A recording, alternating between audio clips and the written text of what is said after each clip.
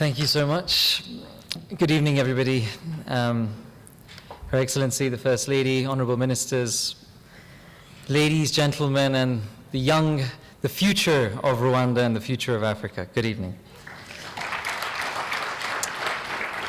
My name is Ashish Thakkar. I was a refugee. I'm a school dropout. I'm an entrepreneur, an astronaut, and a philanthropist. And more important, I'm African. I'll give you a quick background on my family. In 1890, my family moved from India to East Africa. My father's family moved to Uganda. And 1920, similarly, my mother's family shifted to Tanzania. So I'm a fourth generation East African. My parents, at that time, the family shifted purely looking for trading opportunities. After my parents got married, they lived in Kenya for a little bit and then moved back to Uganda. In 1972, the Idi Amin saga took place in Uganda. So my family was expelled. We moved to England, and we'd lost everything we had. So my father worked in the Ford factory. My mother worked in the Walker's Crisp factory. They built a little bit of capital, set up a small business, built a little bit more capital, bought a small home. But in '93, they said, we want to come back home, we want to come back to Africa. So we sold the home, we sold the business, and we moved to Rwanda.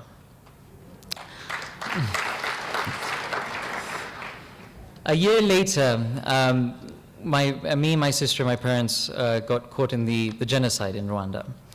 And we spent about 3.5 weeks here, and then we were fled to Bujumbura and then to Nairobi. So we moved back to Uganda as a family, and we'd lost everything that we built from '72 to '93 in '94. So we started again in Uganda.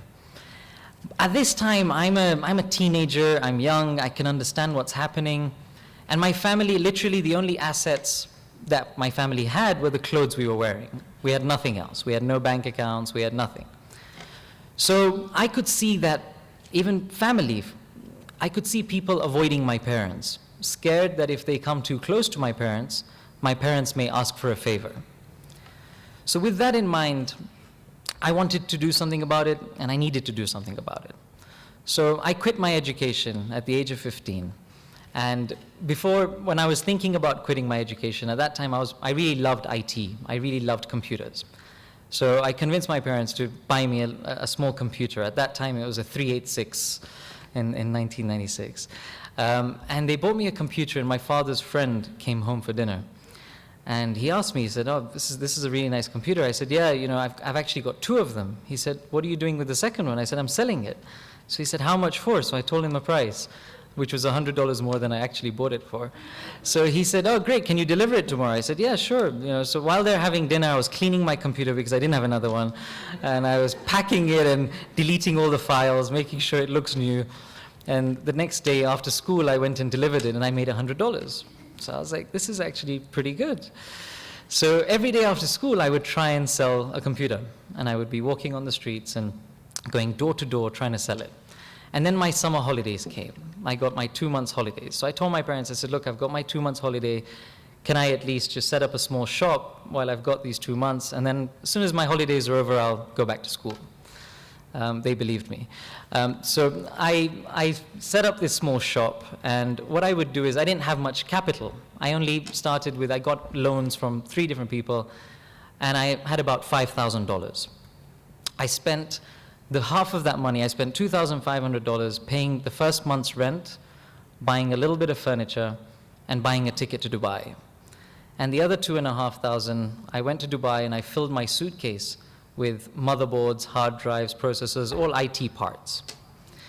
And I came back to Uganda. Monday, I'd fly into Uganda. Monday to Friday, I would sell everything I had. Friday, I would get that cash, go back to Dubai, and fill my suitcase Saturday, Sunday. And I do this every weekend. So school started. I didn't tell my parents. They found out within 3 days. So we sat down as a family and we agreed. I told them, if you want me to finish my education, I will, but I'm going to end up running this shop. So if you let me do it now, I would appreciate it. So the condition they gave me, and they were amazing, and the condition they gave me was, try it for a year. If it doesn't work out, you go back to school a year below your friends. I still have that option open 17 years later. So I basically did this for 4 months. Every weekend I would go to Dubai, fill my suitcase, come back. And then finally I sat down with my suppliers in Dubai and said, look guys, you've seen me 15 times now. Can I please get some credit? Because now you know me, now you trust me. And they said, but you're from Africa. So I was like, yeah. And he goes, yeah, you're never going to pay us. So I was like, okay. So I started speaking to the other people that were buying goods from Africa. And in Dubai, there's a street called Khalid bin Walid Street. It's a computer street. It's all computer shops. So everybody from Africa would come and buy it from there. So I started speaking to all the other guys who were coming from other countries in Africa and said, how do you get credit? And they said, we don't. They don't trust us. So I was advised that if I set up a business in Dubai, I can actually get credit. So in 1996, I registered a business in Dubai when I was 15 years old. And got a tiny little studio apartment where I used to stay, where my little office was. And I started getting credit because I was a Dubai company. So I started supplying to myself, but then I went back to all these guys I spoke to, people from Nigeria, Ghana, Tanzania, and I said, you don't get credit, right? And they said, no. I said, what about if I give you credit? And they said, okay. So I was like, but will you pay me back? And they're like, of course we'll pay you back. So I said, okay. So I started flying to their countries, and I would stay with them for a few days just to get to know them. And then I'd be like, okay, look, now look me in the eyes and promise me you're going to pay me back. Otherwise, I can't come after you. I don't have the power. And I'd give them $5,000, $10,000 worth of credit. Like that, in 96, 97, I was traveling to Nigeria, Ghana, Kenya, Tanzania, Uganda, Rwanda, DRC, Ethiopia, Zambia, Malawi, South Africa. So we started supplying all these different places, giving them a little bit of credit and doing it that way. Fast tracking to today, we realized our strength was that we understood that all of our countries are very unique. Africa, we're an amazing continent, we are the future, and everybody knows that now. And if they don't know that, they're really missing the boat, right? And that's why the Mara logo is the African lion. And our little joke, which a lot of people don't appreciate, is that the Indian tiger and the Chinese dragon have had their days. It's now the African lion's turn. So we quickly realized that, our strength is we understand the difference between all these different markets. We don't necessarily understand IT. So our model became, we started partnering with international companies and started setting up businesses in all these countries. So today, our group, we're headquartered in Dubai, and we have offices and investments in over 27 countries globally, but 21 African countries, including Rwanda. So,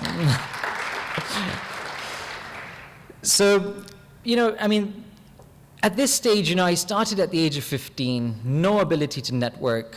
I could not network the way I can today. Very little capital.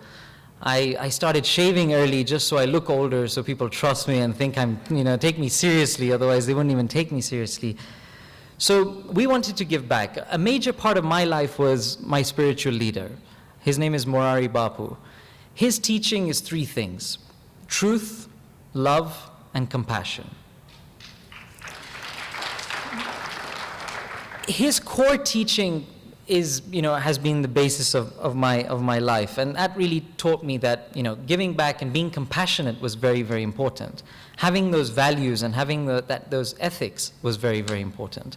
Being honest and hardworking is very important. So we set up the Mara Foundation 3 years ago, which is our non-profit social enterprise. And it's a social enterprise. It's not a charitable foundation. It is a social enterprise because it's self-sustainable. So we set up the Mara Foundation, and our whole vision and dream was to enable, empower, and inspire young and women African entrepreneurs. And the way we wanted to do that was through simple tools. Firstly, mentorship. Mentorship is an extremely important thing. I was in the session during the end, and it was amazing. I loved the questions everybody was asking, and somebody asked a question about how mentorship should be done. And mentorship is such an important tool, but we set up a mentorship program 3 years ago where we mentored 120 businesses, and it was face-to-face, one-on-one mentorship. And that's how traditional mentorship is. It's one-to-one, it's very intimate.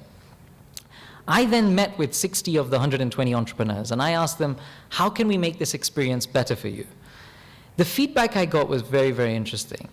Firstly, they aspired to international mentors and not local mentors necessarily, because their impression was that local mentors have, better connections in the system, etc., and hence are successful. But because of the internet, they could actually be, aspire towards international mentors. And secondly, they wanted more than one mentor because they wanted different perspectives. My whole source of inspiration when I was young, and I am still young, I like to believe anyway, but when I was very young, was I used to read biographies, and biographies used to be a huge source of inspiration for me. Biographies that actually showed me stories of people starting from nothing and creating something. So our mentorship platform, we then created an online mentorship platform which has 300 mentors globally. We launched it in Silicon Valley so that we get a lot of American mentors and Silicon Valley tech-based mentors. And today we have over almost close to about 200,000 businesses in Africa that we provide mentorship to.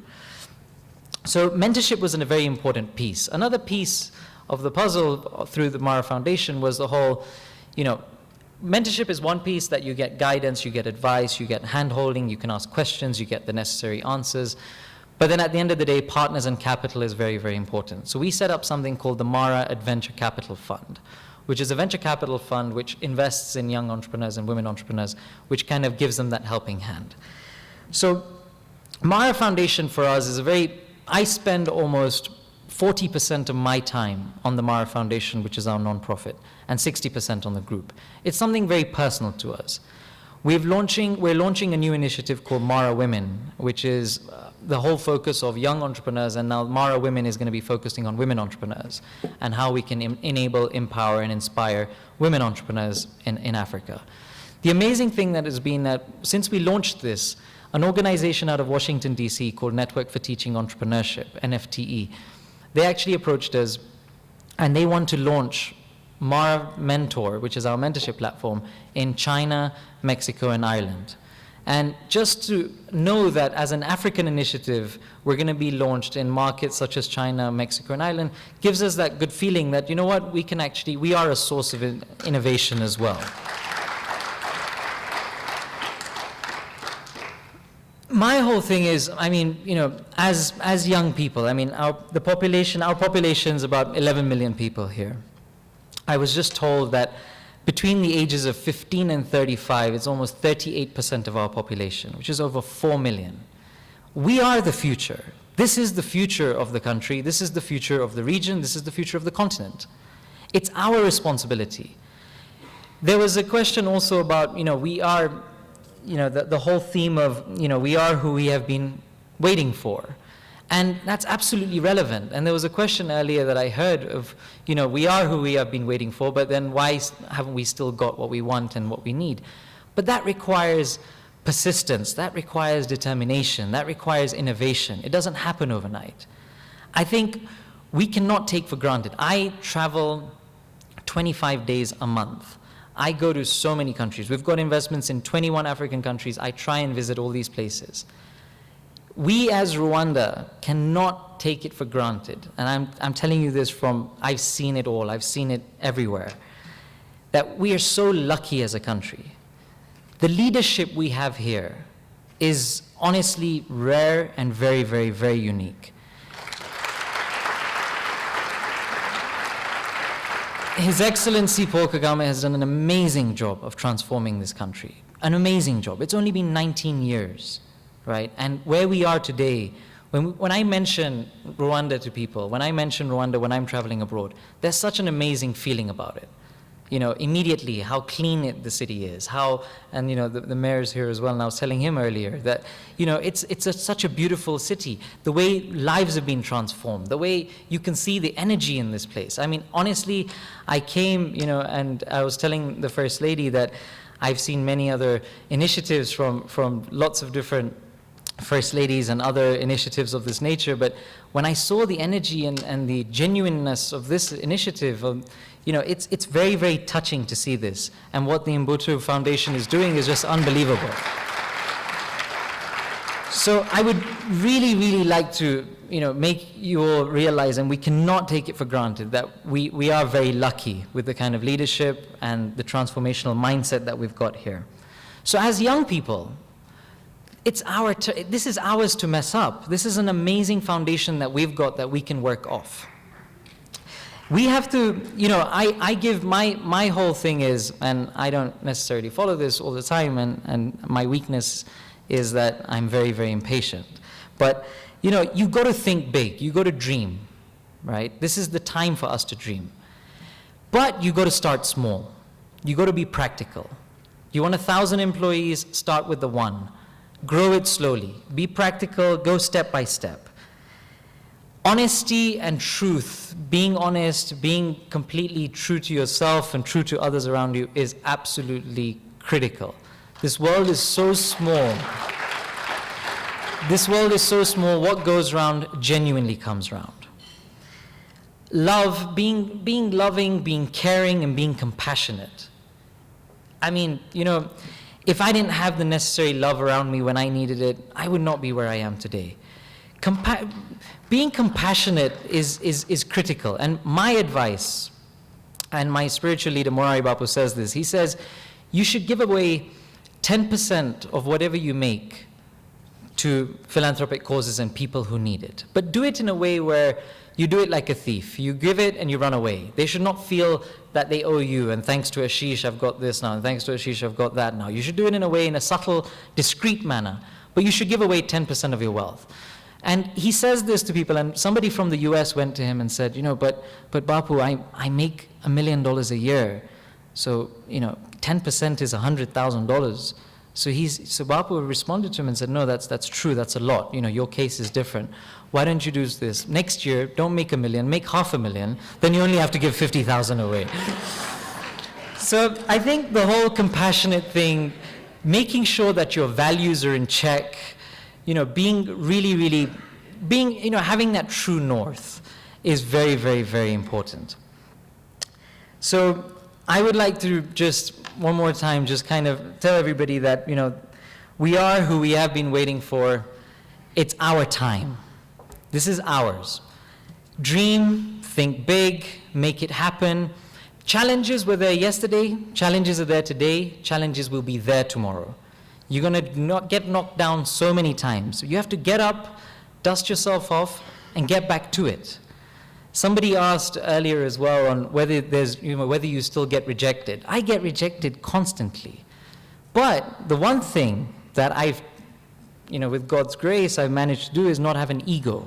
And if you don't have an ego, it doesn't make a difference. I will sit outside somebody's office for 4 hours with no shame if I want to get something done. And if they reject me, I'll go back the next day. But you're not going to give up. And that's the most important thing, right? Never give up.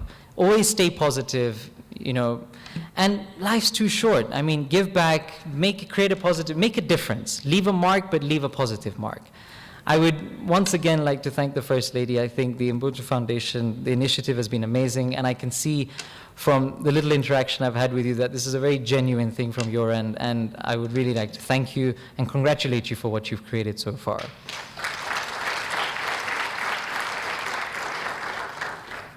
Best of luck, everybody, and